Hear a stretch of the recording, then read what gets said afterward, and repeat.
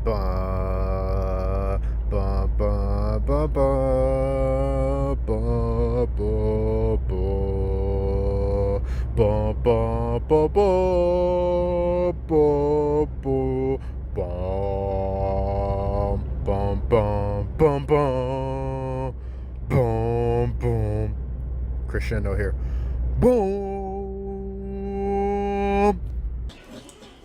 Welcome back to Politics as Usual, episode 15.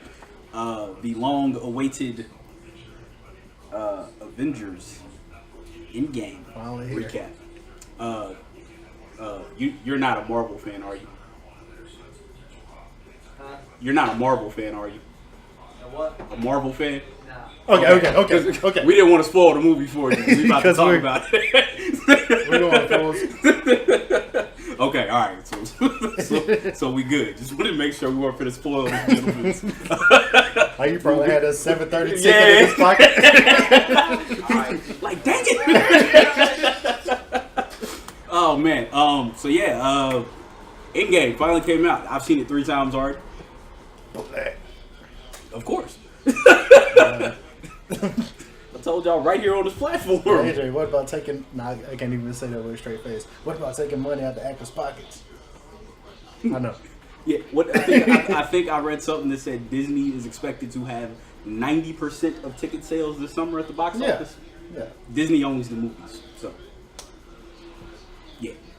As our boy Cleverly Dope has pointed out on numerous occasions, Disney owns everything. So yeah. Sports, streaming, everything. Yeah, they own like part of Hulu. Yeah.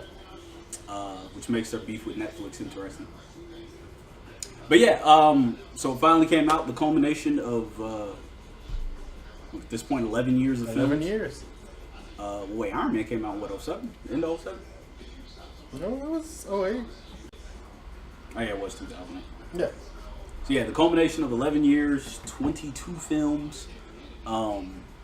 Before we get too heavy into spoilers, I do want to say it was funny on the timeline yesterday, watching people talking about, yeah, you casuals that haven't seen all 22 movies, I don't know if y'all should watch this, and I'm like, you're a casual fan. You just started liking this like 3 years ago. That is funny to see people who like just came aboard, call like newer people casuals. It's like, no, y'all are. And even if they do want to watch it, maybe they'll watch this movie and say, oh, let me, because I mean, even though like a lot of the things so woven into this movie, they still don't make sense. So maybe some people watch this movie and want to go back and watch the others. So yeah, I mean, big deal. And also the Black Panther fans are at it again.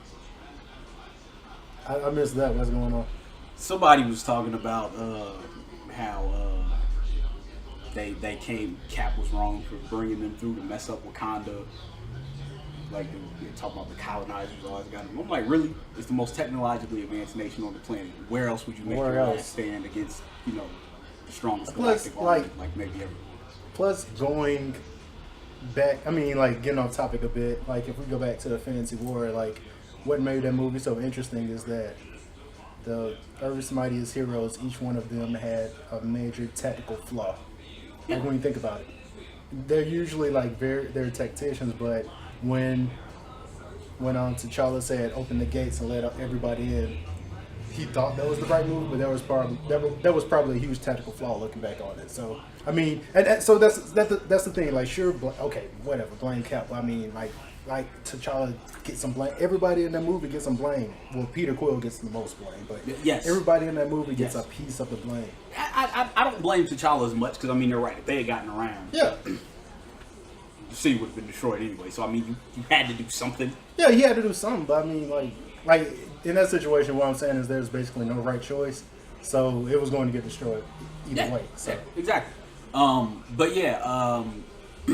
So my journey to watching Endgame, I said here that after they rehired James Gunn, that if a good quality bootleg surfaced, that they were not getting my money. And lo and behold, well, first a bad quality bootleg surfaced. So actually last week, like 5 minutes of footage leaked. Yeah. So of course I wouldn't watch it. Of course. Because I'm a fiend for leaks. Of course I'm like, yes. Pause. Pause. Yeah. You're right. Yeah. I'm a fiend for information ahead of a movie coming out. Right. So I go. I'm like, all right.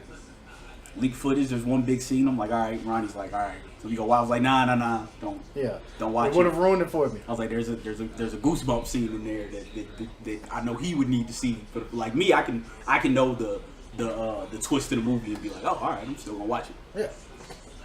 So Wednesday, like a bad quality bootleg comes out. I was at work, opened up my laptop, went to it, watching, doing my job. Then like as I'm getting off, I noticed a good quality one leaked. Game time. So I watched the entire thing Wednesday night. And then when I got here last night, my brother was about to go to the movies. And I was like, I got the bootleg on deck, fam. Just hook it up to the TV downstairs, HDMI. You know what I mean?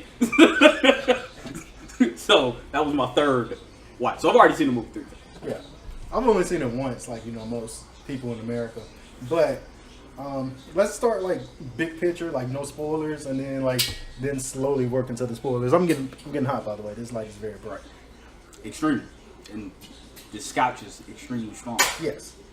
God damn. Yeah. So yeah, it's broad strokes. What did you think about the movie? Pause.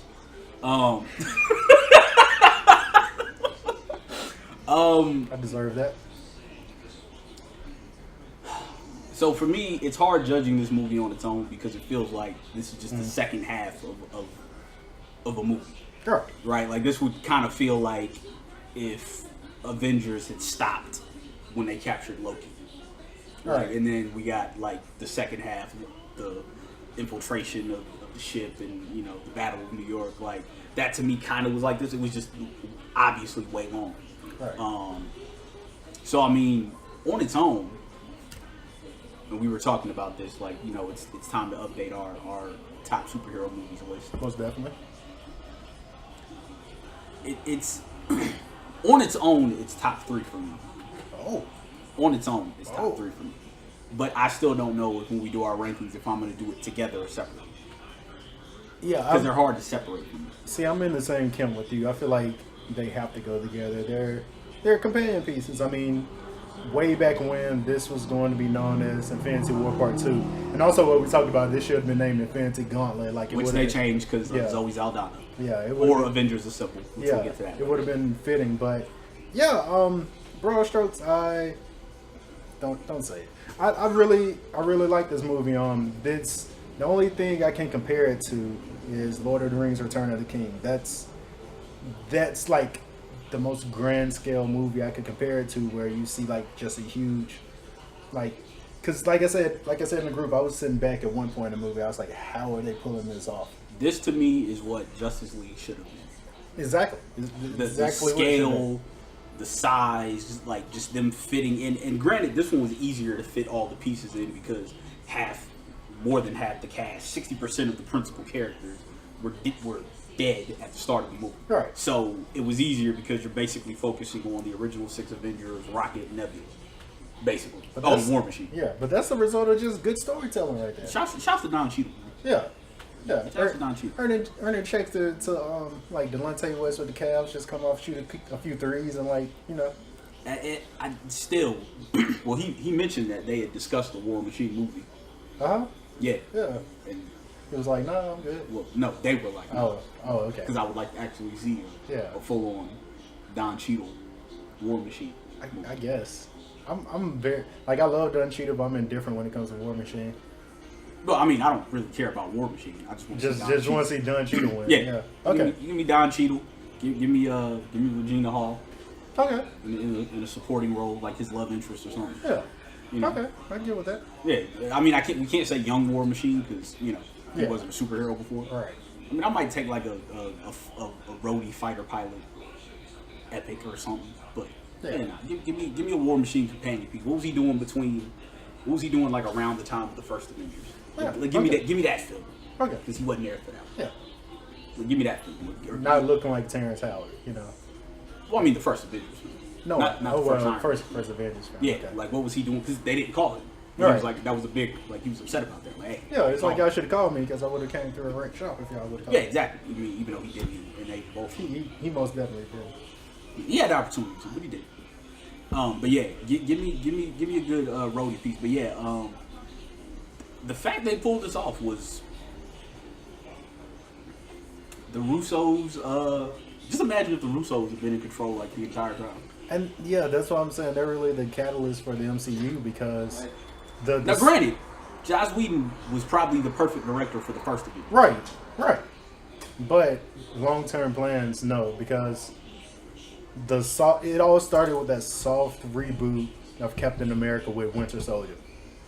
That's where it started because they made him more contemporary, brought him into the modern day, and without the Russos starting there, like I don't think we would have had like the culmination of this universe. So they're like far important. I hope they continue. Like not that like my investment in this has waned, but I really hope they just continue with the universe. Oh no, they said they're done. Are they done? They said this is their last. I think they said the only thing that they might come back for is Secret Wars. Well, there you go. Yeah, they said this is they dropped the mic. Because I was already on the fence, but that confirmed it. Yeah. So. Yeah, like for me, as someone who's been a fan for the entirety of this universe, like literally when going back to the moment that Nick Fury shows up at the end, and I'm like, whoa, like this might happen. Like for me, it was one of those things. It's like, okay, all right.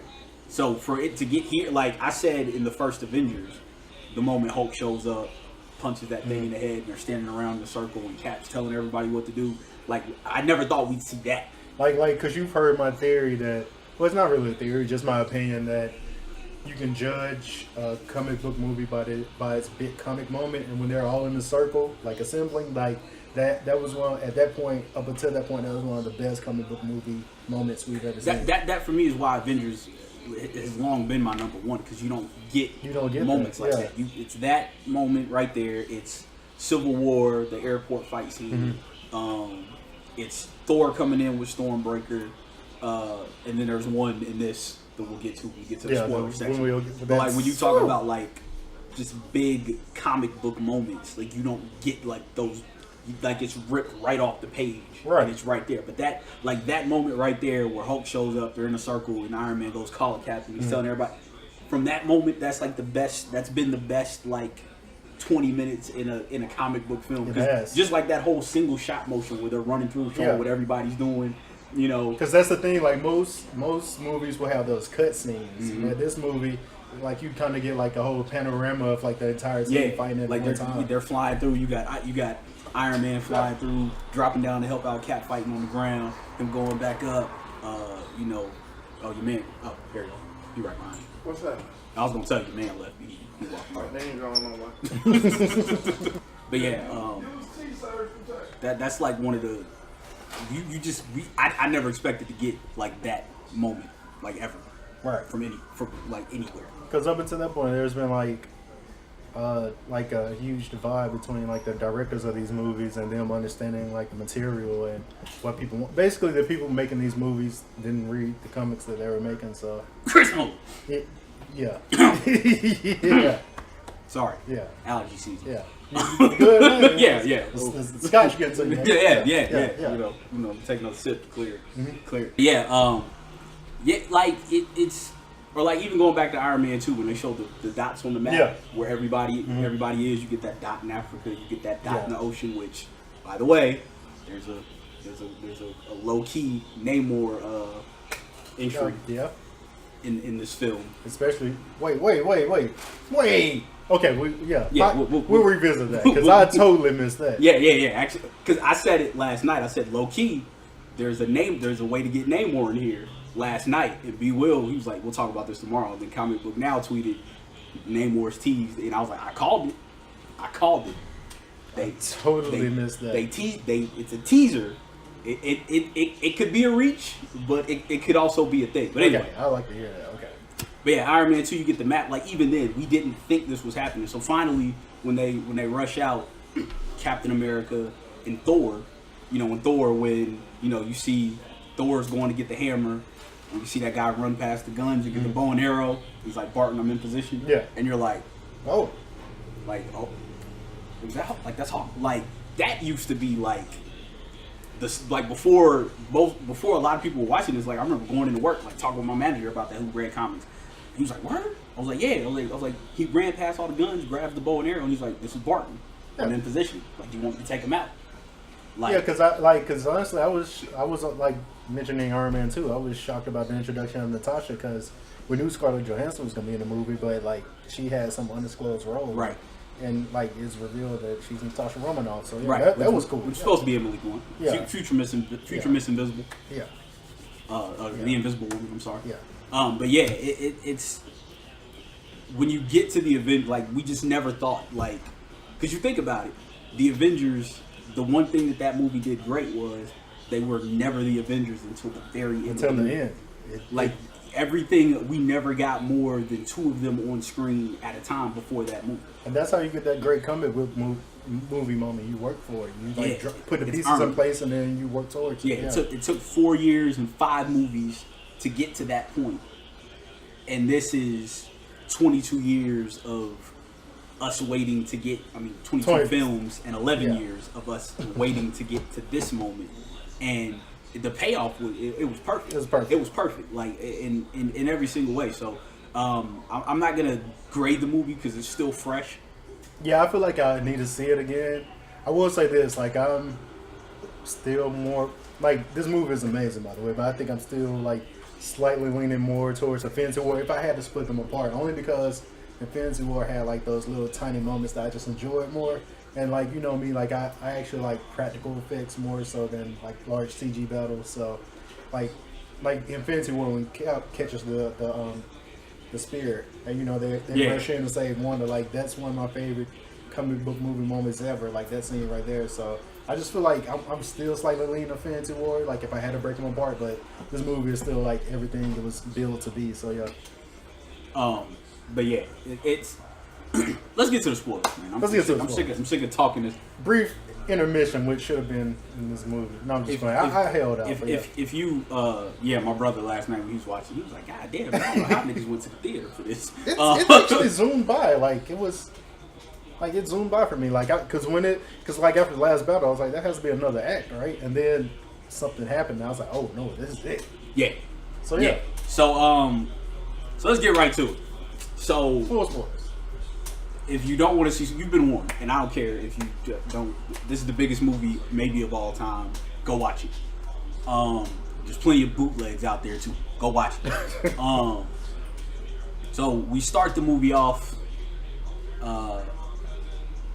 Let's just get to what people care about. So Captain Marvel goes in space, finds Tony and Nebula, brings them back, and we actually get the great actor that is Robert Downey Jr. rather than him just playing himself, which he's been doing for like the last 11 years. We actually get some RDJ doing his thing because he was the only one, by the way, to read the entire script and give notes on it. So you could tell that this was his send off, his proper send off. So he comes in, he's wounded from space, he's got an IV in, and Cap's like, hey man, like, do you have any clues? And Tony just goes off. He's like, nah, man, I needed you. You weren't there. Yeah. You left. I said we needed a suit of armor around the world. You cared about how it impacted our precious freedoms. I needed you. Past tense, needed you. I got nothing for you. Yes. He falls to the ground, and they give him a sedative, and he's out. Yeah. And Captain Marvel gets on her G shit, and she's like, well, look, let's go do this. I'll bring him some elixir. Y'all be cool. Yeah. Y'all be cool. I'll be right back. And they're like, well, wait a minute. We normally do this as a team. And that's when Rhodey gets to that moment. And he's like, she's like, well, y'all didn't have me. Yeah. And, Thor's like, calls the axe. And he's like, okay, I like her. Yeah. I like her. She with shit. Yeah. Which the question was, because my brother said this. He's like, man, it's going to be a short-ass movie if Captain Marvel just show up and beat Thanos' ass. And I'm like, because I knew they would extract her and bring her back at the right moment. Right, because the worry was always, the hell? Oh, he giving directions. I thought he was snitching. right there, officer. I thought we was witnessing some live snitching. But yeah, so they go find Thanos. He's used the stones again, which our boy Chuck tried to argue me down that Thanos was hopping from planet to planet because the stones had a limited range, and I said no, Marvel wouldn't do that. And he was like, well, how did Captain Marvel survive? They're just leaving it to chance. I said, yeah, that's Marvel. Yeah. The original 6 survived. They're leaving that, like, statistically 3 of the original 6 should have died. Mm-hmm. But Thanos used the stones to wipe out the stones, to destroy the stone. So he's weakened, badly burned, scarred, all of that good stuff. And Captain Marvel comes in, puts him in a headlock, chop his hand off. Yeah. See that the stones That are was done. really. Ooh, Yeah. That was something. Yeah. I did. Yeah. Yeah, dog. We tried to tell you. Tried to tell you, man. This is all in the first 10 minutes, by the way. Yeah, this is only the first 10 minutes. All first verse. Dog, you know the big thing at the end of the movie. You asked earlier. Yeah, if you know that, then alright. How you mad that we telling you about the first 10 minutes of the movie and you know like the big thing that happens at the end? That was T off camera who asked me earlier who dies in the movie, and I told him. And he's like, man, I don't care. And now he's mad that we tell the first 10 minutes of the movie.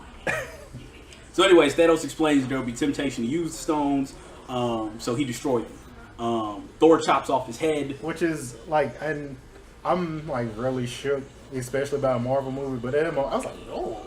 Yeah. They cut his arm off, cut his head off, they leave. We fast forward 5 years in the future. Captain America is leading a support group for survivors. Yeah, apparently like in the vein of Falcon. Yeah, apparently this turned into like the leftovers like really quick. Like Cap, you know, like, oh, let's talk about your grief. Yeah, like this was kind of bad because there was an article, a comic book now, that were like the Russos talk introducing the first openly gay MCU character, and I was like, this is a really bad headline because he's in there for all of like 30 seconds. Yeah. Like, I mean, it's a cool nod because in the grief group, there's a guy who's talking about going on a date with another man. You know, he talks about how they're working through their grief. I'm like, yeah, great for representation, but I don't think if you're someone reading that headline and hasn't seen the movie, you're going to be sorely disappointed when you're thinking that they're talking about one of the big characters and it's a guy. Also, the father of Thanos is in that scene. The creator of Thanos is also in that scene in the round.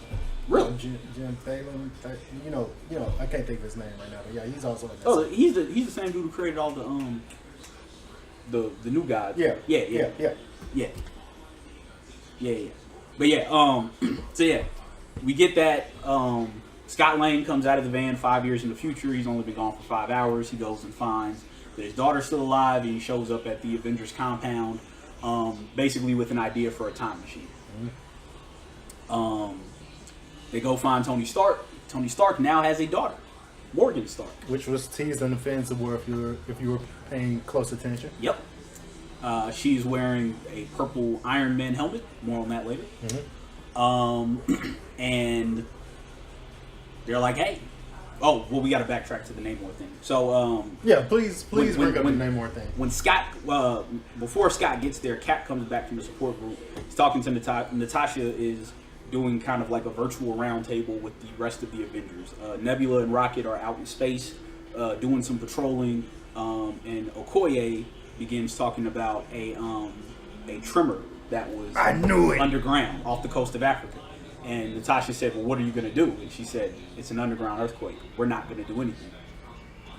So in the comic book Now article, they talk about how, well, number one, Namor is off the coast of Africa, but number two, he and Atlantis and Wakanda have a very adversarial relationship. Yeah. So Okoye would know that we're not going to send the war dogs to at them, once upon a time. So, yeah. Right. She knows that they're not going to mess with anything under the ground because that is Namor's territory. So if Namor was doing something under the ground, they would know, and she would be, we're not going down there. So that's a small potential T set for Namor. Rhodey begins talking about going into a crime scene of cartel members in Mexico where they were brutally murdered. And Natasha thinks it's rival gangs, and he said no, it's Barton. Yeah. And Barton's been leaving brutal crime scenes like that all over the world, and he doesn't know if he wants to find him. So I kind of let's go back to that opening scene, man, because that's why I want to bring up with the Russos, man, because I know a lot of people don't like this, but I'm really a fan of that shaky camera stuff when done right. That scene when Barton is looking for his family, he's running down the hill, like you've seen that before, like you already knew what was gonna happen, but still, like, that's a great opening scene. Yeah. So it was. Yeah. So Barton loses his entire family in the snap. His entire family in the snap. Which sends him on a vendetta. So we fast forward back to them talking to Tony. Tony's like, no, I've got too much to lose. I cannot risk losing my family to go back in time and change things. So Scott's like, well, who else can we get? Enter Professor Hulk. Which great intro by the way. which is not Professor Hulk. Yeah. Because me, B. Will, and Chuck were talking about this. They were teasing Professor Hulk as if Banner had finally merged with the Hulk, when really what he did was sit in gamma radiation for 18 months, and he became the Hulk's body. Basically, as Bruce Banner. He didn't merge with the Hulk. He's not really the Hulk. He's just big Bruce Banner. Which to me that was a little bit whack, because I wanted to see Hulk get some redemption versus Thanos. I wanted to see them kind of throw it out just for 1 second, but we didn't get that. So Banner's like, okay, it's not my area of expertise, but I'll try. Meanwhile, we go back to Tony. He sees a picture of him and Peter Parker, and he decides to work on it, figures it out. Pepper, uncharacteristically, is like, hey man, we got lucky, other people didn't. So maybe you should do very, this. Like, no pun intended, stark contrast from Infinity War, where she's calling the ship and she's like, Tony, get back here, get back here. Yeah. She's actually saying, like, no, like, you're not going to rest, you need to go do this. Right, like, and she says, we got lucky. Yeah. Other people didn't. Mm-hmm. So he figures it out. Hilarious scene of them trying to send Scott back in time, where he comes back as a baby and an old man and a teenager, and Tony pulls up in his Audi and he's like, why the long face? Come back as a baby. Give Cap back his shield. They reconcile.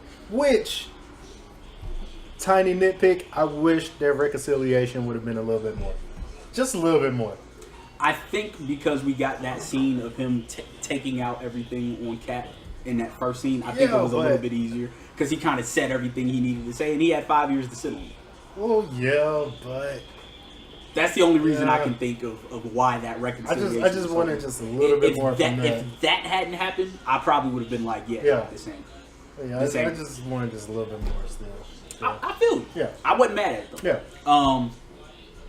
So, in starts basically what is the plot of the movie, which is, as Scott Lang calls it, a time heist. They go gather the rest of the Avengers, which is Thor, who has a beer belly, dreadlocks, and a nappy beard, living in Norway with the rest of the Asgardians.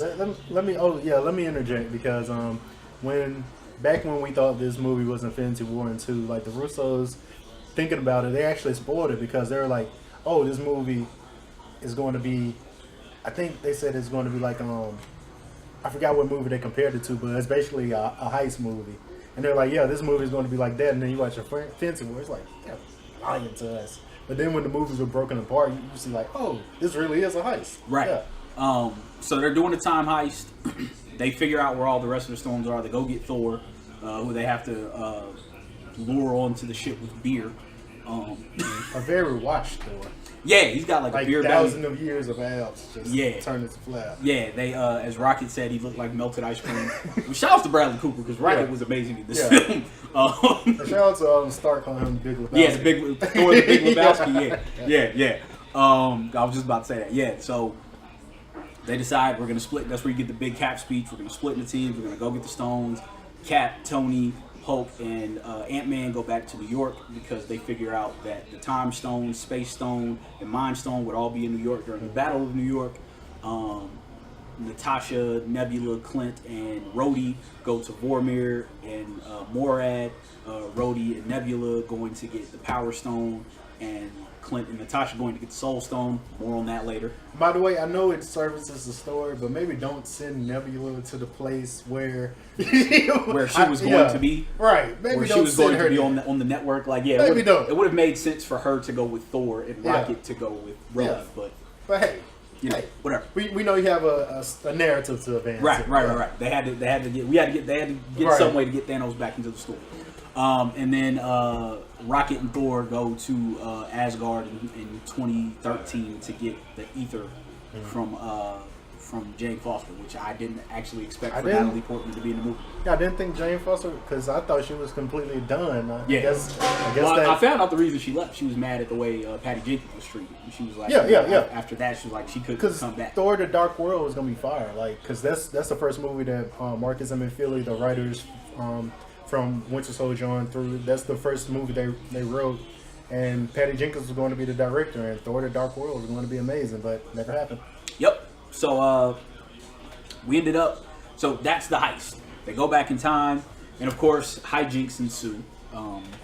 including Ant-Man saying that Cap's ass was America's ass. Pause. They go back to New York. You see Hulk smashing things. Banner like rips off his shirt and like punches a car. He goes to find the Ancient One. The Ancient One knocks Banner from Hulk's body, and this is where we get. Well, before this, we get the explanation of why time travel cannot change the past, because as Banner put it, if you go back to the past, the present becomes your past, and whatever happens in the past becomes your future. So it's basically a loop. So you can't go back and change anything about the future because it's already happened to you in your past. In the words of Matthew McConaughey on True Detective, time is a flat circle. Right. So if I were to, let's say I were to go back to 2012 and relive out everything, it wouldn't change anything that I did in 2019 because I already did it. Yeah. It's a loop. You go back and it restarts. This becomes your past. Everything there becomes your future. So you can't change what's in your past, basically. So that is how they bake in that they can't change anything about the previous movies. So we do get a nice explanation from the Ancient One about why she won't give the Time Stone to Hulk. Also a nitpick with the Ancient One. And this is like, we could try to talk through this, like, but this is like, and this, I'm not trying to dive too deep into like the logistics or anything. Like, I'm really suspending disbelief. But if Banner tells the Ancient One, "Hey, I'm looking for Strange," and she says, "You're about 5 years too soon," wouldn't she know that Strange also gave the Time Stone away? Would that be a shock? Well, no. In Doctor Strange, she says she never sees anything past her death. She can't see anything beyond her death. She only sees when she dies. So that's why she wouldn't see that. Okay, cool. So they go to find Strange. He's not there.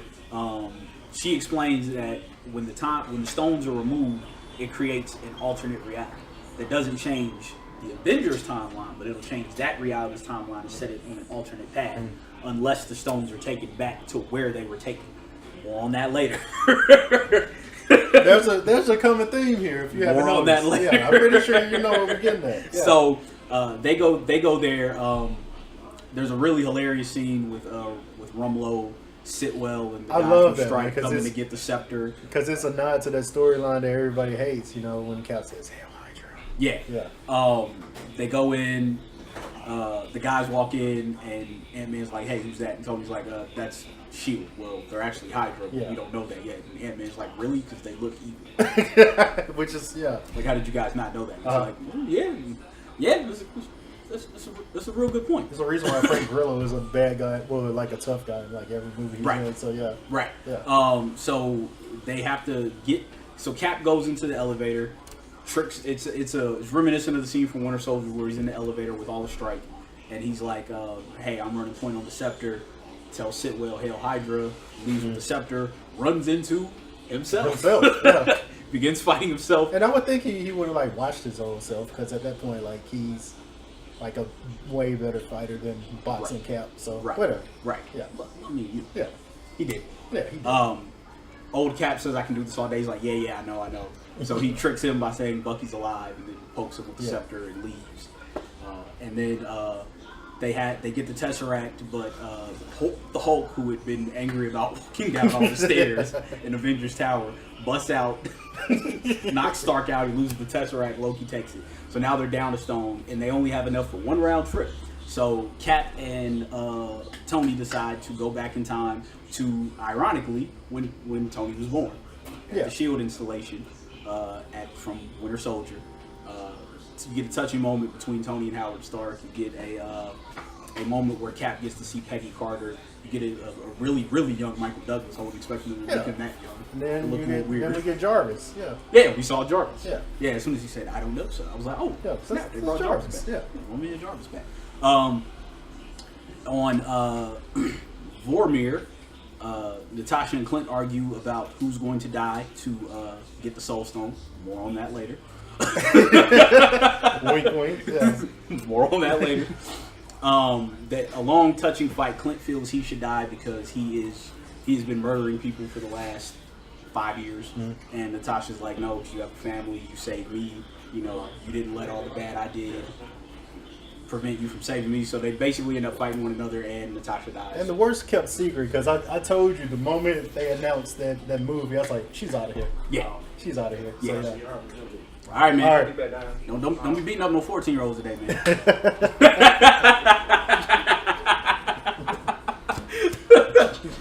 Natasha ends up dying.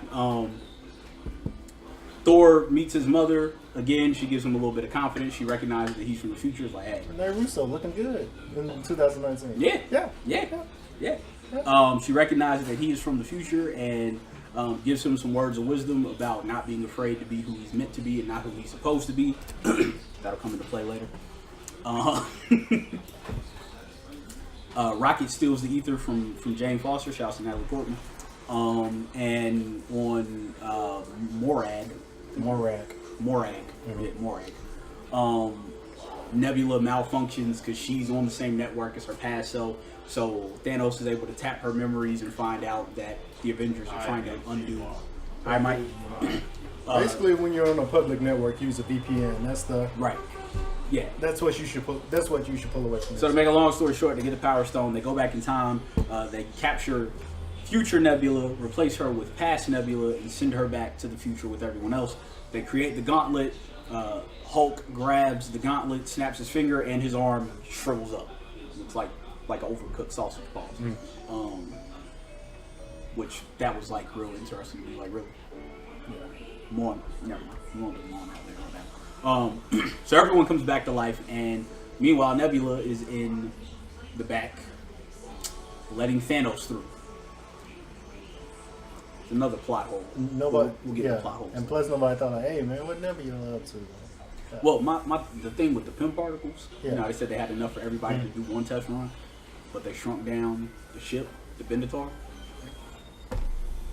So how they have enough to shrink down the Benatar and re-enlarge it and shrink it back down? And how did Thanos have enough to shrink down to get through to the present? Oh, that's the thing. Thanos didn't shrink through it. He like bust straight through it. Yeah, I know, but he got back bigger as he came. But you have to shrink to go through the quantum realm. Okay. Because there's that scene where she hands him the PIM particles. Oh. So she would have So they would have had to have replicated in that small time frame for Nebula to come back and for them to create it enough to send all of Thanos' army through. Okay. Well. If you're watching it, I've seen this 3 times. It's the only reason I'm noticing all of this But stuff. see, it's still hitting me because I've only seen it once. Once again, like most people in America. So not bootleggers like AJ. Yeah. Well, Yeah. it's real out here. Get how you live. Get how you live. So Thanos comes busting through as Hawkeye gets a call from his wife as confirmation that everybody's alive 5 years in the future.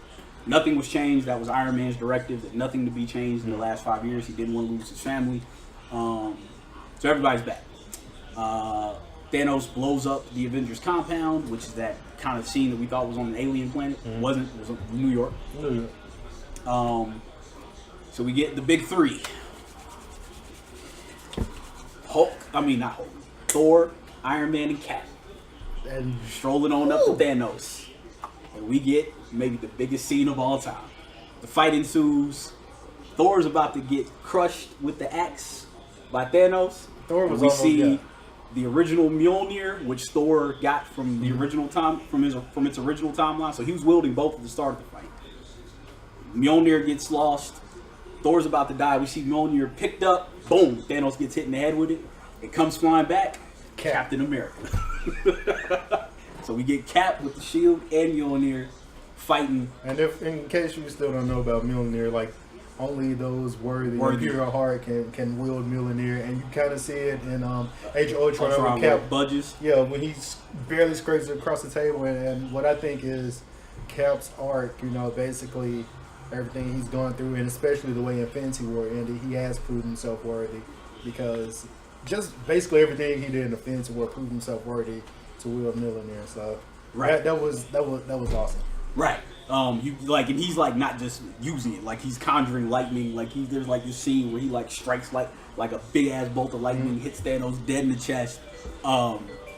It's amazing. Yeah. Thanos, of course, begins fighting back, shreds the shield down to nothing. Just when you think Cap's about to die, because that was my prediction this entire time. I just knew it, bro. I'm like, Cap's about to die. You hear, Cap? Can you hear me? On your left, look over, ring a light. Here comes T'Challa, Shuri, and Okoye. Then here comes Sam flying through. And you see all these big rings of light come through. And it's everybody. It's the armies of Wakanda. It's the Asgardians.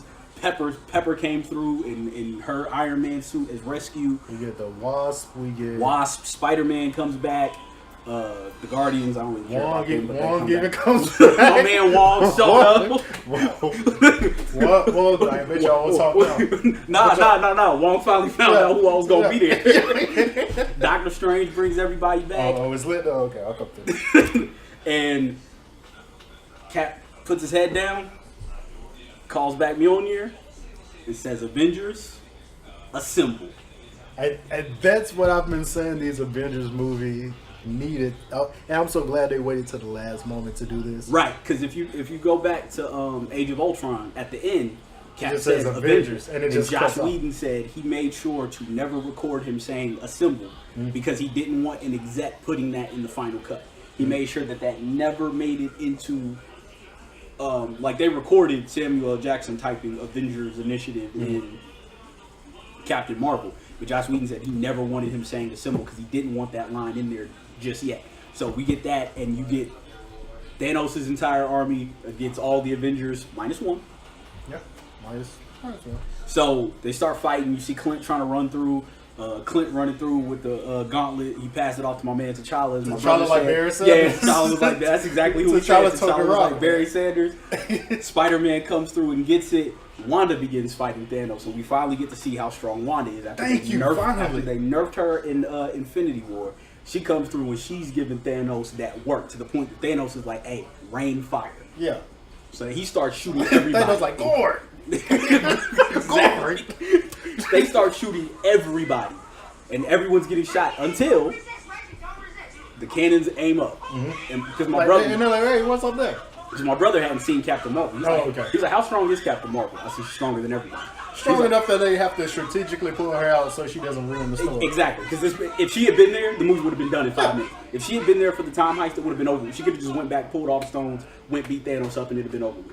So she shows up, similar to Captain Marvel, busts through the ship. Ship comes tumbling down. By this point, Peter has the gauntlet. Captain Marvel comes and gets you. Get that scene where she's like, "Hey, Peter Parker, you have something for me?" By the way, I love rewatching this Captain Marvel. Yeah. She's awesome. I love her. And that's why I was saying on our review, I was like, I need more of just give her room to flesh out the character, and we've really got to see it in this movie. And she did up there. Yeah, I love kind of her like just like it's not cocky, it's just very sure of herself. Yeah. Like, no. Like nobody can mess with me. Yeah. I'm that girl. So you get a really cool moment because Peter like she turns around like and Captain Marvel needs an assist. She goes and gets the gauntlet. She turns around and Spider-Man's like, how are you going to get through all of that? And then you get, she has help, and you get Okoye, Wasp, Pepper, Valkyrie, Gamora, Nebula, Wanda, Mantis, pretty much every woman that was there. Shuri. You get every single woman, and you get kind of like that woman Avengers team that everybody's been wanting. So they run through, she's about to take the stones back through the quantum realm, and Thanos did like the Night King, chucked the javelin, blew it up. So he gets the gauntlet on, and of course Captain Marvel gives him that work. Yeah. Like, she's even toes with him with the gauntlet, and he pulls the Power Stone out, temporarily knocks her out. Doctor Strange looks at Tony Stark and does. And that's what I knew. I was like, Tony, it's been a fun ride. Now remember, I told y'all, Cap was going to be the one to wield the gauntlet because he started the universe. He was going to end it. If you notice, in every film, basically since Ultron, he said, "This is the path that I started with him. It's the end of the path I started with him." They've been telegraphing him ending this for a while. So Thanos gets the gauntlet. It's on. He's about to snap. Tony rushes him, uses the nanotech, pulls the gauntlet off. Thanos snaps. Nothing happened. He says, "I am inevitable." Snaps. Nothing happened. Tony Stark has the gauntlet. You see the energy flowing. He says, "And I am Iron Man." Boom. Nod to the Brian Michael Bendis Avengers of I think 2012, his run. There's like, if you just Google Tony Stark Infinity Gauntlet, you will see like the pages, like the pages where Tony like has the gauntlet on. It's just I'm really glad that was in there. Yeah. So he snaps his fingers. Everyone turns to dust. Tony has a very sad death scene. Yeah. Peter's like, it's kind of a reverse of when he's watching Peter die. Peter's not watching him die. Pepper comes, grabs him. She like holds it together for a little while, and then we get Tony Stark's funeral, where he has a hologram. He's talking to his daughter that he had pre-recorded beforehand. Tells his daughter that he loves her, and it's like, you get the funeral, you get a zoom out of all the characters in there. And there was one random kid that I didn't know who it was. I was like, who is this dude? And we were talking before we recorded. I was like, it has to be the kid from Iron Man 3. And that's who it was. They confirmed it earlier. It was the same actor. The kid from Iron Man 3 in the barn. He came in. So he showed up. And if you know, what was that said? Together, connected. Yeah. Yeah, connected. They showed his face on that one. So we got to see all of that. And everything's back to normal except it's 5 years in the future. So Peter Parker is still a high schooler. 5 years. 5 years into the future. So it's now 2023. Sure. In the MCU. So I guess Far From Home takes place in 2023. Yeah. All of his classmates are still the same age 5 years later. Still the same age. Yeah. And then the final scene is Cap going back in time. He said he was going to place the stones and Mjolnir back in their places in time to avoid the split realities, which the Ancient One told him to. Hulk sends him out. He's supposed to be back in 5 seconds. Tries to bring him back. Nothing happens. Hulk, Falcon is angrily yelling at the Hulk, which is probably never a good idea, even if he's not really the Hulk. But like, he can still give you work. Still like flick you in the head and kill you. Your mechanical wings. He'll still give you work. With one arm. Mm-hmm. But Bucky's like, Sam, there's an old man sitting on a log, staring out at the lake. Falcon walks up. It's an older Captain America. Cap basically explains that he went back in time and decided to live his life. He went back to the 1950s, married Peggy, had a beautiful life together. He gives Falcon the shield. Falcon says he didn't want to live in a world without Captain America, and which, by the way, Chris Evans' old man mannerism for a point. Yeah, like that. Yeah, it's like, hey. No, I don't think I would. I don't think I would. He moved just like an old man. He did. Yeah. Somebody said Cap went back in time. He said Cap gave Falcon the shield for because he felt guilty about wanting to go back in time and experience segregation.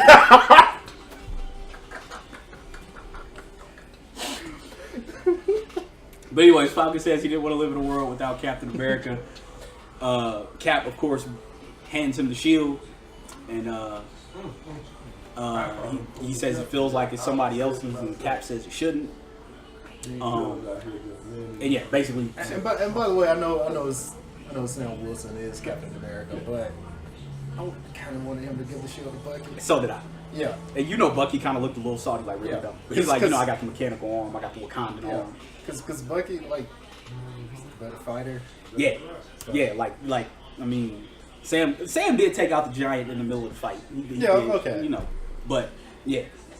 So, he gives him I just the like shield. Anthony Mackie, man. I don't like Anthony Mackie. I don't want him to have any shot. Yeah, not at all. Plus, White Wolf been doing his thing lately, man. He put in work. He put in work. So yeah, basically they tease that. Falcon notices a ring on Cap's finger. It says, "Are you gonna tell me about her?" And he says, "No." You get a flashback that shows Cap and Peggy dancing in their living room. And some people are like, "This is a plot hole," but if you go back to Civil War, Peggy talks about having a husband. She just doesn't say who it is. She had a husband and kids, just never said it was who. So basically, you find out that there's an older Cap that has been around for the entirety of the Marvel Cinematic Universe. He just did not ever interfere because he knew what was going to happen. He decided to live his life and stay out. He did what Tony Stark was unable to do. He saw stuff happening. He was like, you know what? I'm good. I know what's going to happen in the end. I'm okay. It's kind of like going back, knowing what's in the future, going back to the past, and being like, yeah, I'm good. I don't have to change it. So now for plot holes. So let's get into it. Let's go back to where the Ancient One said that. Well, where Bruce Banner told the Ancient One that if you put back the stones before they were taken, that it would avoid splitting an alternate timeline. Well, there's one stone you can't really do that. War Mid. AJ and I was discussing this earlier in Vormir, where the Soul Stone has to be restricted. Red Skull specifically tells you there's a price to pay. And it's soul for soul, what you love the most. It's an everlasting exchange. So only two can be true. A, there's no way to undo that. Or B, if you were to replace the Soul Stone, those souls will come back because it's an even exchange. Neither happened. So and no one knows, like, even Red Skull doesn't know where the stone is. So in order for Thanos to get the stone in 2014, it had to have been put back where it was. No, for him to get it in 2018, it had to have been put back where it was for him to get it. But we don't know where the stone is. The stone appears after the sacrifice. So there's no way for you to put the stone back where it was because you can't get it until a soul's been sacrificed. So for him to have put that stone back, he either had to A, stop Natasha from dying. You know what he did? He dropped a picture of Robert E. Lee and stuff. and then Red Skull's like, you know what? Okay. There you go. Like, because Red Skull didn't have the stone. Like, he was sitting there as punishment he was sitting for there using the stone, so he's tied to it forever. So, and plus Cap would have seen the Red Skull, and I don't think that would have went over so well. Yeah. Cap would have like, hey, bro, like, I still got some hands. I got some hands. We got to do, like Shannon Sharp said, we got to do all this. We got You want the smoke? Okay. It's here. So, that is a plot hole, despite what our boy Chuck, the CSJR, would like to believe. That is a plot hole because it flies against what was established earlier in the movie. So, yeah, I don't know. There's no way for him to put the Soul Stone back. No. There just isn't. Unless he just came to Vormir, dropped it in the water, and left. But that doesn't replace it to where it was in the timeline. Because you don't know where it is. Right. You know it's on Vormir, but it only appears after. Because even when you get it, like, you come out almost in like a different realm of existence. So it's like, how do you? Where is it? Yeah. So that's a plot hole. Yeah. Also, the Pym particles are a plot hole. Yeah, now that you've explained it, yeah. Because, I mean, it's a plot hole. My second time watching it, I'm going to have my eye on that. It's going to bother me now. Yeah. Thanks, man. Like, I mean, did they replicate something enough time? Because that's the only way that could have happened. Yeah. Because Nebula came back at the same time as everybody else. The science is a bit shaky in this. Yeah. It's just a little bit. I mean, it's kind of like, I hate to use this film because it's nowhere near as good of a film, but like in The Dark Knight Rises, where it's only meant to be watched once in theater. Yeah. Because when you start watching it again, you're like, hey, dog, how Bruce Wayne come from the damn desert? Like Bruce Wayne walked all the way from Afghanistan with like no IDs, weapons, no bread, no nothing. How'd that happen? Just in enough time to save Gotham. Like, with no documents or nothing. Yeah. Just his wits. Like he must have came, like, walked through the North Pole, walked down through Canada. Like, that's the only way I can think of that would happen. Took the Bering Strait land bridge. Yeah, like there's zero way for that to have occurred. So yeah, those are plot holes. They're not huge plot holes. It's not enough for me to hate the movie, but you know, I try to be objective because I kill The Dark Knight Rises for all of its terrible plot holes. Because I mean, like, I'll just say this before we get back on topic. Where Nolan messes up is he over-explains things, and then when you break down the logic, it doesn't add up. So that's where Nolan messes up. Right. So yeah. Yeah, in this instance, they wanted to explain it to where, because me and B. Will had this discussion. I was like, my reasoning for not thinking that they would use the quantum realm for time travel was you're giving Ant-Man this huge weapon of being able to go back in time forever. They basically baked it into where no, you can't go back in the past and erase them. You can't change what's already happened. So for me, it was like, okay, that's great, but at the same time, you also didn't really explain how the Soul Stone could go back to where it was. Yeah. Which we may find that out if Adam Warlock really is in Guardians 3. I don't care enough to watch it. I don't care now. Like I can be done with the MCU and be straight. Yeah, like the only MCU film I might give a chance is if they really do give us John Krasinski and Emily Blunt as Reed and Sue Richards. I'll probably tune into the Fantastic Four. Because I'm not even checking for Far From Home. I mean, I'm probably going to end up watching it, but it's not like I'm excited about it. I bootleg it. I like Tom Holland enough to watch. Yeah, I like Tom Holland, but I just don't like. I mean, even are you ready to acknowledge that they're like just straight hijacking Miles Morales? Because even after Black and Red Spider-Man outfit in this one, he does. Yeah, he has a whole black and red costume. Anyway, man, like I was saying, you know, the movie was good, man. You know, it's good. So it was real good. Nah, fam. You not getting off that easy, dog. By the way, did you catch the post-credit scene? The ding. Yeah. Yeah. Well, I mean, I didn't catch it, but I mean, what was it to you? I clearly know what it is. It was the sound of Iron Man's first suit, creating his first suit. So they started with Tony, they ended with Tony. Mm-hmm. Like I said, I just did not think. My thought was Cap was gonna die. I thought Cap was gonna die and Tony was going to retire. Yeah. I didn't think they'd do the opposite of that. Yeah. I mean, they basically retired both characters. Yeah. Because I mean, yeah, Cap can come back. You might be able to see him kind of in the past operating. Yeah. But because it seemed like Bucky knew he was coming back, which makes me wonder if he saw Bucky at some point in the past and Bucky kind of knew.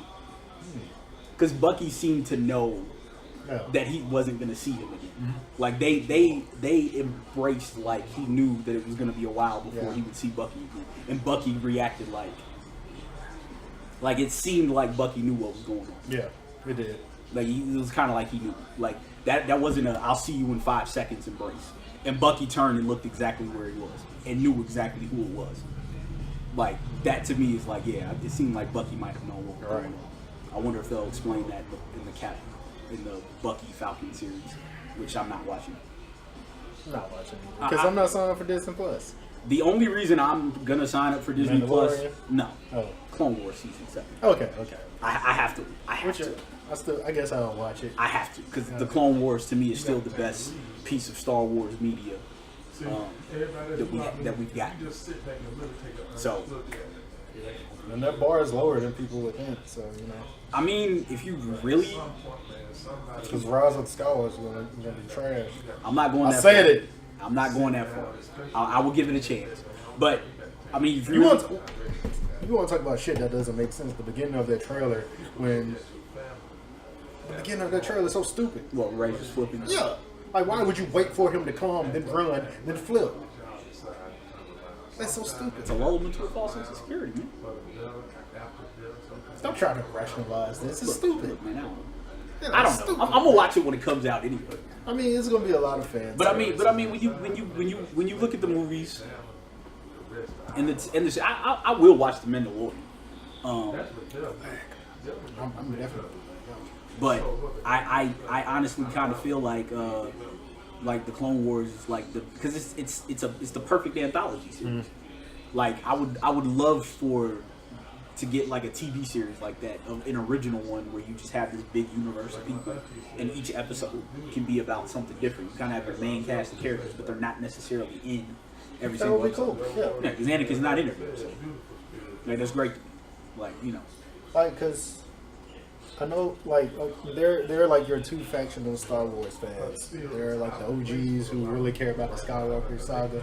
There are people like me who couldn't give a rat's ass about Skywalker, honestly. Like that's why I love the Rogue One so much, because the Rogue One really put a whole new context on what the Force is within the universe, and I liked it. And did you see that Ryan Johnson isn't getting Knights of the Old Republic? It's the I saw that. The Game of Thrones writers. Yeah, which makes more sense to me. Yeah. Makes more sense to me. Yeah. That because they said there's not going to be any more movies for a while after this, which I'm okay with. I just want a Knights of the Old Republic series.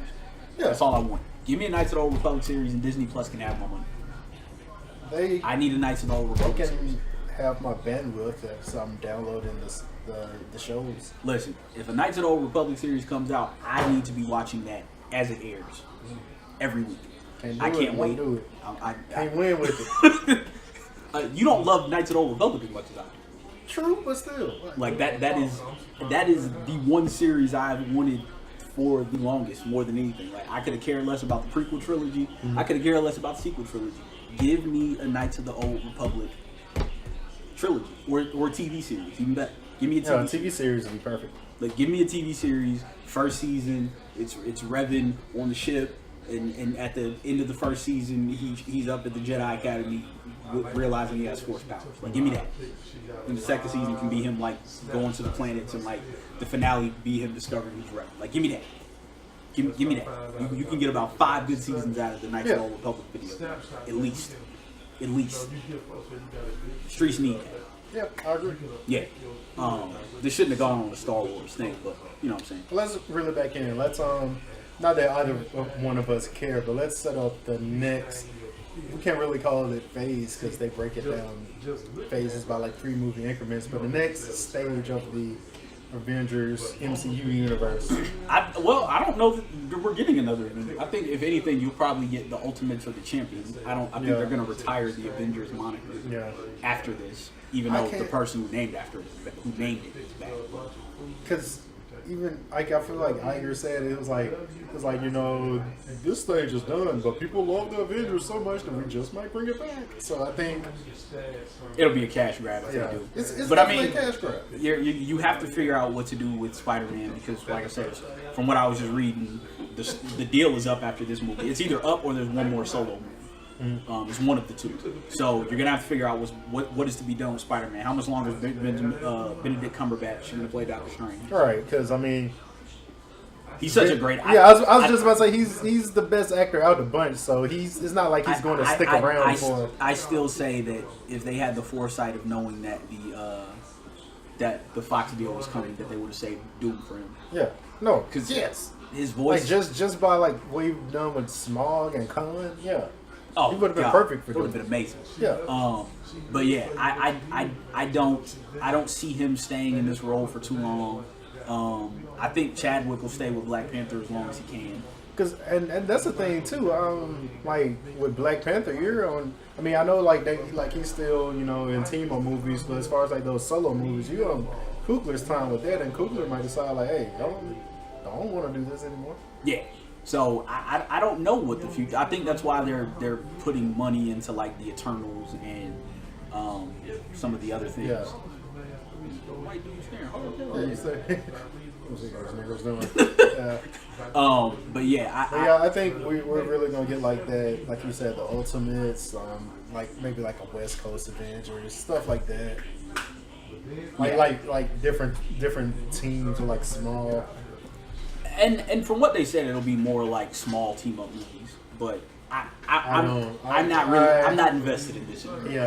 Yeah, I'm done. This was what I had been waiting for since they announced this was going to happen. To me, this is one of those things. Is like my watch is over.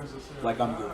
Because they're only going to get more fan service and more for the casual viewer after this. So I don't care enough to watch it. Listen, the first trade paperback I ever received was the Invincible Iron Man. So I have a connection to that character. There was that Avengers game on Sega Genesis that I used to give people work when I used to pick Captain America, so I have a connection to that character. Everybody else, like, outside of this, like...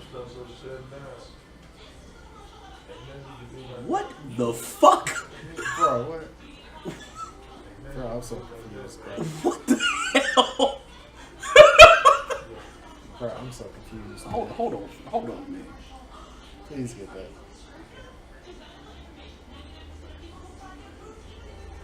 What is going on? What is this dude doing? Yeah, he's just in the street with it. This dude is on a unicycle skateboard, a uniboard, in a button-down shirt, jeans, and Vans, cruising with. I'm so confused, man. I love you, Birmingham. I love you because it's always something. You never know what you're gonna get. It's always something. Yeah. But yeah, I don't care enough to watch this anymore. Like I've gotten that way for a while, and I'm not the person that like something becoming popular irritates me, but I liked it more when I could walk into a half-empty movie theater and watch an Avengers movie. You know what I'm saying? Like because back then they didn't have to wear a lot of different hats. They didn't have to serve a lot of different masters. They were making like it felt, and I hate to sound like because this is like almost like such a hipster thing to say, but it felt more pure back then. Right. Like they were like when they didn't know what the stakes were. They didn't know how much money they were making. They were just making the movies because it was like a passionate project of theirs, and it just felt more pure back then. So now I don't care. Like I'm starting to. And I hate because I'm all for like being progressive, but I'm going to start to feel like they're just making a lot of movies to like appeal to different people as like cash grabs. Yeah. Kind of like I said this in my review, the Captain Marvel play. Like they try to make that all about girl power without actually making a great movie like that it could have been. And they're gonna make like the what's the Bruce Lee nigga? Oh, Shang-Chi? Yeah, Shang-Chi. And okay, sure. Oh, yeah, I forgot they're making it. Yeah, and which then, I'm not mad at. And then, like, I'm telling you now, like, expect a Kamala Khan movie to come. So, And yeah, I'm not a fan of diversity for the sake of diversity. Because Right. here's my thing. To people, with the internet out there, you have the power to put your creativity out there like never before. So instead of you complaining about, oh, there's not XYZ character, go find the person that's making it, or better yet, you make it. Like, because all that's going to happen is you're going to be mad when it's a watered down version of what you want, because the white studio head doesn't want to piss off white people. They're making this for you, but at the same time, they're making it not to piss off white people. So it's never going to be what you want it to be. It's never going to be that. It's always going to be and something for that wrong reason, with I it. told you that's why I'm not a fan of, like, introducing diverse characters under the mantle of a pre-existing character. Right, like they did with Ironheart. Yeah, because I feel like you can create a new hero, you can write a good story if you really, really care about it. So you don't need to, like, cheapen it by tying it to something that already exists. Right, or even just giving or just casting a character as a different Right. gender, orientation, ethnicity, whatever. Like, it doesn't need to be done. Like, I like these movies because I like these movies. Mm-hmm. You know what I'm saying? Like, yeah, it was great for black people to go see Black Panther. It was great for black kids to go see Into the Spider-Verse with Miles Morales.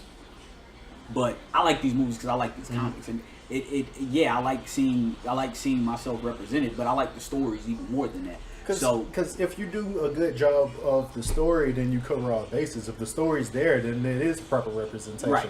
So you don't have to worry about representation before a story if the story is good, because Right. it's all there. So Right. yeah. Like, you know, to me, I feel like this is it's more corporate and it's more for the casual fan now than it was like when it first started. And you're hyped in Iron Man 2 because you're seeing the dot in Africa and you know that means Wakanda. They didn't have to spell that out for me. It's like, oh, I know what that is.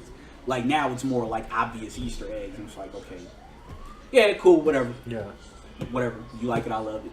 But yeah, it kind of felt like My man got the weakest pair of jeans on, man. Look at them jeans, man. I got It's the like- J jeans on. It's like, yeah, man. It's like boot cut jeans with like some church shoes on. Man, somebody tried to say boot cut jeans was back, and I said, Nah, they are "Listen, most definitely are not. if I catch you wearing boot cut jeans, I'm They calling are- the police." They on are you. definitely not. I'm kidding. I'm not calling the police on a black person wearing boot cut jeans They're- because they might get killed. They are definitely. But yeah, no, don't bring no boot cut jeans. Don't around wear me, boot man. cut, man. But yeah, you know, the MCU's had a great run. It's been a great part of my life. Going back, watching these and seeing these, and you know, a large part of me like rediscovering my interest in comics. Like, you know, that's been the reason I like it. That's the thing too. Like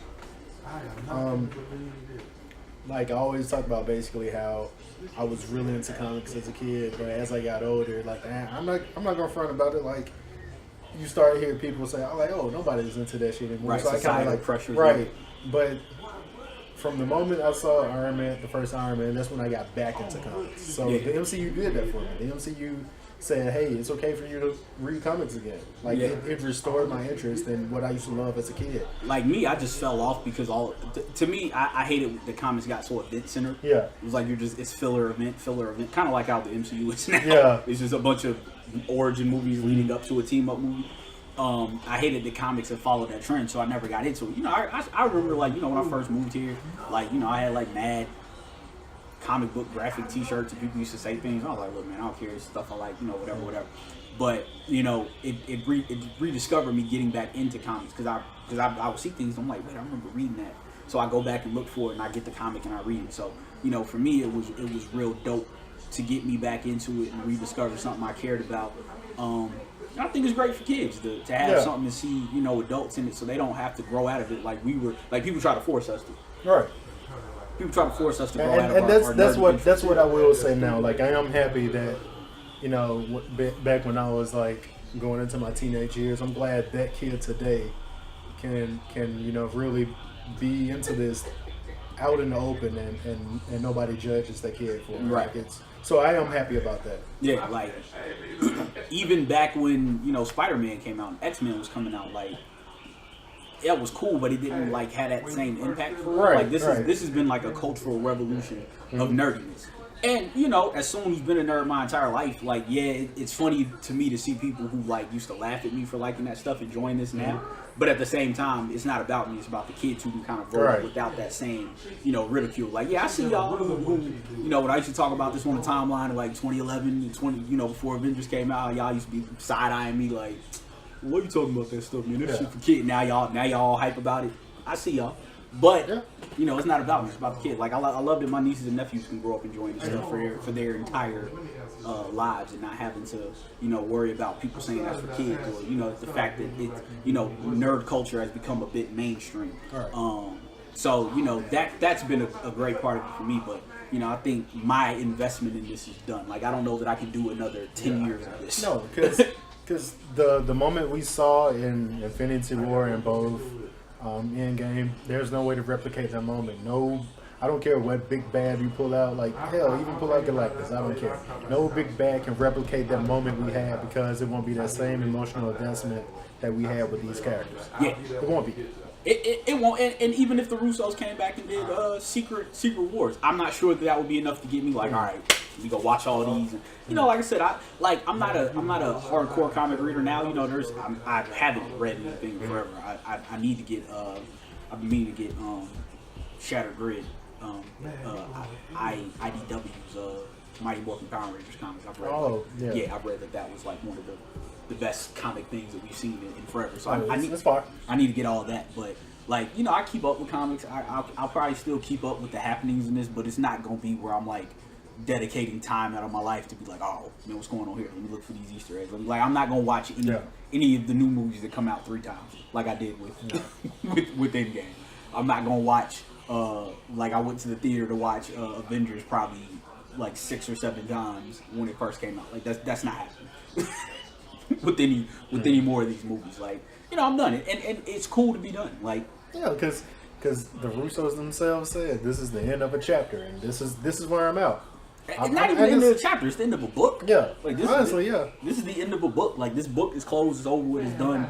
Everything that comes after this is going to be for someone that's different. It's going to be for the people who picked this up at Black Panther, for the people who picked this up at Ultron, for the people who picked this up late, and that's great. Y'all have at that. I'm good. I'm good on it. I'm good. I'm done. It ain't no need for me to come back to this. And they did their thing. I mean, I don't know that. Like this really is unprecedented because you've never had this is really the first interconnected universe that we've had. So you almost can't even grade it. Like you'd be grading it against itself. DC hasn't been able to do anything remotely close to this. Try as they might, the other verses out, the monster verses, every other one has failed to even get off the ground. The X-Men universe, which is, the X-Men universe is probably the only thing close to it. But yeah, even that was just a giant jump. Like you got to give Kevin Feige his credit on what he has done and what he has created. And it goes to show, you give someone. When he left the X-Men movies got trashed because he cares about the comics, he loves the comics, he reads the comics, and he wants to stay faithful to the comics. So even if you hate the formulaicness of it, he does it and keeps it going, and keeps it tight. This is the part where I'm like, I just want to how's it going? Hey, I'm actually selling fragrance oils for men and women. They doing a live show. Oh, I'm sorry. Not to mess it up. Damn, charge it to me. But I don't know that that anything like this will ever bring me in enough to care. I mean, Star Wars has been a saga, but it hasn't been as interconnected as this has been. Like, this is really to do this for. Because Star Wars only got like 3 good movies. I mean, 2 or 3 good movies. You basically look for the last 11 years, you've had an average of 2 movies coming out. Yeah. And for the last 5 years, it's been 3 movies a year. And here's where Marvel's going to mess up because they're going to put so much on Feige that there's no way to keep the quality up. Because the volume that they're about to hit you with these movies and these TV shows. See, I don't know that. On the movie front, because TV's handled by Jeff Loeb. So, but like there's an obligated tie-in now. Well, I mean, there was an obligated tie-in with Shield in I mean, Feige ignored that, but I'm saying with these TV shows that are on Disney Plus, there's an obligated tie-in. I mean, I don't know. I mean, like, I don't care enough to put any thought into. I don't know, because I mean, yeah, it could be, but you think about it, we don't know what's coming out next year, and this is the first time we haven't known what's coming out next year with the Marvel film since Ultron. Yeah. Every year since Ultron, we've known what's coming out. They've laid it out. They usually go about 2 years in advance, letting us know what's coming. We don't know what's coming, so I think after Far From Home, it's like as far as I know, nothing's even Eternals or nothing's Guardians. Guardians can't come. Guardians isn't coming until Suicide Squad. Until you finish Suicide Squad. So it'll be you're looking at Eternals. 2021 before that. So Eternals and maybe Shang-Chi are like the only ones that need to With start Angelina production. Jolie is one of the main Eternals, which is okay. Sure, I don't care though. I like I said, I ain't looked into nothing, Pat. Like I might go. I love Tom Holland, but I hate that they jacked Miles' story and costume. I love Tom Holland, but I hate that they took the friendly neighborhood Spider-Man out of New York. So out of the neighborhood, basically. That makes no sense. Yeah. So like I say, I don't know what's to come. I don't really care what's to come. All right, that's it. What about the playoffs? Shout out to Dame Dollar, man. He took. Russ, you ought to be ashamed of yourself. Yeah, man. And I'm a Russ apologist. I'm not apologizing now, so it is what it is. The Warriors, man. I don't think they won the title this year. No. I think like even before I even knew who was coming out the West, I was already leaning Milwaukee because the way that team is built, I think Milwaukee got it. Boston solved Milwaukee last year. They got more shooters this year. So what happened with the Warriors for those that don't know? They out here losing to the Clippers. Yeah. What's the Because 3-2, game 6. They had 3-1. Yeah. And tonight was supposed to be game 1. They'd had the same rest as Houston. Now they're gonna have to go in against a rested Houston. Yeah. Harden. The thing that's always killed Harden is running out of gas in the playoffs. Now you knew Houston had just won. Rather than you going out and closing out, now you're gonna get him time to rest against a team that has a vendetta against you. Yeah. So who did Houston beat? Utah Jazz. Yeah, Utah Jazz, who only got one player that can shoot. Yeah. You can't ever assume that everybody knows who beat. Well, yeah. Well, I mean, I should have known that because I love Donovan Mitchell, but Donovan Mitchell out there playing. Man, Spider ain't looking. The Lakers not in it, right? Nah. They the Lakers at the crib. They ain't got no boss right now. Yeah. They ain't got looking bad for the home team. They ain't got no coach. They ain't got no president. Don't have no leader. They out here run and fell off. Yeah. Cold out here. Yeah, Father Time. He don't care who you are. Yeah. Undefeated. So NBA playoffs are. Nothing to really talk about. I mean, I'll say this. It's interesting because I think everybody coming into this season, me included, thought the Warriors were going to three-peat. But it don't look like they've been a three-peat. So I'll say this: like a lot of people hate that first round, but I've quite enjoyed it. Yeah, I mean, I enjoyed. I enjoyed watching the Nets. Yeah, I definitely enjoyed watching the Nets play. I enjoy watching Theo Pinson celebrate on. I heard a lot about the Nets during the hours of cutting hair. You know, they I mean, they they only got one game, but they played them tough, and they have enough cap space to get one of the big players. And I got a feeling you might see Jimmy Butler or Kyrie or Kimba on the Nets. I don't think Kimba because they got enough guards. But be careful when you go in that box and that come out slow. You might be coming up with a gun. But yeah. Came in to rob them, man. But yeah. Kimba, not Kimba. The NBA playoff. I mean, it's one of the things that for me is just like I've been watching as a fan of basketball. Like I don't. I got no dog in the race. Like I'm a casual Celtics fan. I enjoyed what Dame did. Dame Dollar has proven that he is in that upper echelon of point guards now. Yeah. Like he's here. You can't do nothing with him. He's here. So yeah, man, big shout out to Dame Dollar in general, man, for not stepping down, for not being like y'all, we ain't doing it. Hit that man with the Sun Tzu on Instagram. Yeah. Like, oh man. Listen, man, for you to stand 40 feet out from the 3-point line, let the clock wind down, sidestep, and all And dude, netted. after the game said I had to shoot It's like from a about comfortable $200 position because I didn't want contact. Basically, And he was Exactly mid-court. like you Damn would near at mid-court. New NBA, man. And it lasts. See, this is why instead of, for me, everybody talking about like, man, you know, the 3-point shot has been devalued. Like, we should expand the art. No. If you do anything, Expand it. They don't. don't expand the art. Just put a line out like between half court and the 3-point line. It's a 4-point shot. Yeah. Yeah. And, 'Cause I was gonna say and make the three. Because I don't think everybody's gonna be, because with the three you still have the corner three. You would make the corner three more impactful, and you would make mid-range shots more impactful if you have a 4-point. I don't know. That's what I would do. Actually, you know what? I'm gonna work on that post this week. Next week, do my how I would change the NBA. Because Bomani's been doing something on the Supermax, and I got beef with the Supermax in general from an economical standpoint. That is ridiculous. Yeah. It's stupid. It's so ridiculous, man. Here's my thing with Supermax, and I'll say this really quick about it.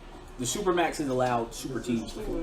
Yeah. From a basic economic standpoint, Actually, if you it's did not, not- you what the can't say Supermax like is 1.5 of those, though. players with a certain amount That of 1 ounce, that pretty a much certain lasts amount probably- of years of service like are it's allowed to probably get a 6 certain months. percentage of the cap.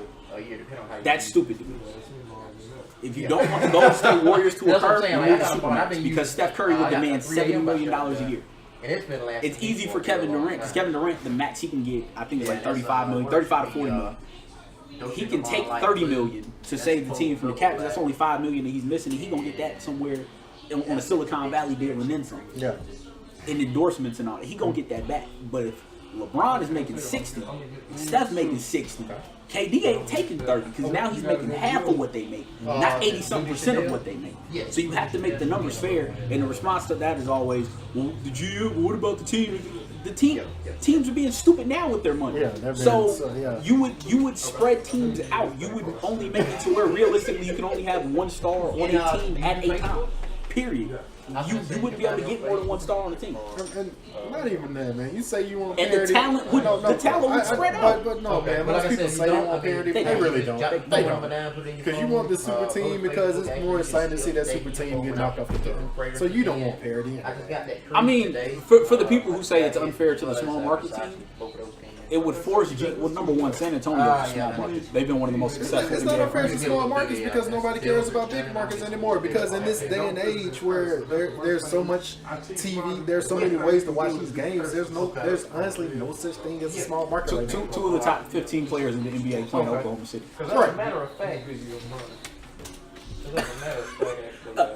Golden State is one of the biggest TV markets out there. They were trash till Steph Curry and Klay Thompson got there. No one wanted to go play there. New York hasn't had a legit superstar since Patrick Ewing left. Like, come on, man.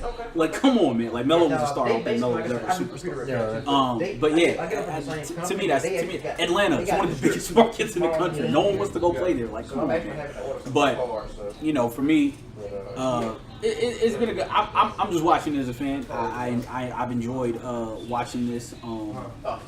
You know, I am sick of the ninja headbands in the NBA. Please ban those. Oh yeah, those are. It's like I just woke up one day and they were just here. Like where they come like, from? what y'all been watching Naruto? And I'm watching Naruto, so that's not a shot at people that watch Naruto. But why are y'all wearing that in NBA games? Like Dragonfly Jones. Yeah, like y'all the looking like Dragonfly some Jones. bad The Dragonfly Jones headband. I got the Deion Sanders bandana on the games, man. Hey, Adam Silver, man. I know you all about letting the players do what they do, man. And thanks for the nights of the notes. Cut that out, bro. Cut that Like out. you'll see like the early Bruce Wayne like do rag with I'm eye actually holes starting doing before it's doing over, it, but like the Zorro. No, someone's gonna come out in the game in a do-rag, and that's when Adam Silver's gonna have to He's take like, hey it. man, we Somebody gonna bring out the full Allen Iverson do-rag with the ponytail in it, and he gonna be like, hey, bro, we can't do this. Y'all thought only Aquaman could control the waves. Somebody gonna be out here with a do-rag and some Timbs. And before you say, no, they won't, Nick Young was hooping in Yeezys. Yeah. So if you don't think Lance Stevenson will come out here in some polo boots and Timbs, I most definitely would. Like when you see Lance Stevenson bringing the actual guitar onto the court, like don't be surprised. like, yeah.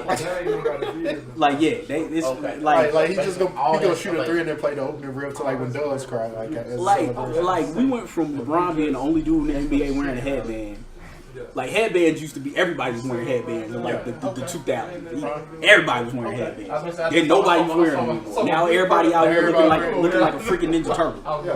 Stop. I got my business. I don't like that, man. But anyway, we had about an hour and a half on this. I don't know what we finna be doing next week. Next week? Oh, next episode. Oh, next episode, yeah. Next episode. I really appreciate that. I'm Want to hosting. go ahead and make your announcement? Nah, cause I don't know when yet. Okay. All right, well, I gotta hear back. Okay. you didn't hear that, so Yeah. yeah. Nah, it's all good. Okay. Yeah, we won't do that yet. But we got some different. Something's coming. Well, hell, since you done already said it, I will be moving soon. Don't know when my last episode will be. But I will be relocating back to Charlotte soon. I'm waiting to hear back on the department right now. It's pretty much I move whenever I find a place. So when I find an apartment, They trying to make down. that'll happen. So we will be looking for. We'll probably have a rotating co-host with Ron. Sorry, you can. Dogs out there finna pay. Yeah. The dogs were ready.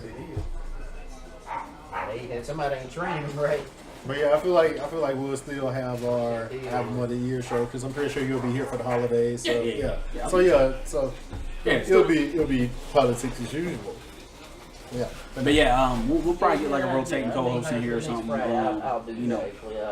I'm sure my brother wouldn't mind filling in. So that'll be interesting to see y'all too. Hey man, that new A Boogie, man. Hey, you know the vibes. You know the vibes. That's right. I'm aiming for end of May, beginning of June. So I don't know. We'll do something here.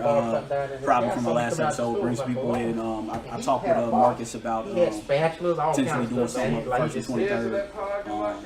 So we'll see. Okay, We'll see. Till next time, we'll be back here in a couple weeks. Okay. I don't know what we'll be talking about. Something will come up. Yeah, something will come up. It's been a slow music year, surprisingly. Yeah. That's usually what we talk about. But we just had the biggest movie of all time potentially. They're talking about a billion opening weekend. Yeah. A billion opening weekend. This is probably going to be the highest grossing movie of all time. It is. And if Marvel was smart, they put Infinity War back in theaters right now. Just go ahead and put it back in theaters so people can do a double feature. Hey, y'all can get that. But anyway, we'll be back in a couple weeks. We'll see y'all then. Something will come up that we'll discuss. But as always, 22trim.com. Book yourself a cup. One of the fine bars here. TheKidsWearCrowns.com. Subscribe to the YouTube page. Follow us on Twitter at the KWC blog. Until next time, one. Yeah, one.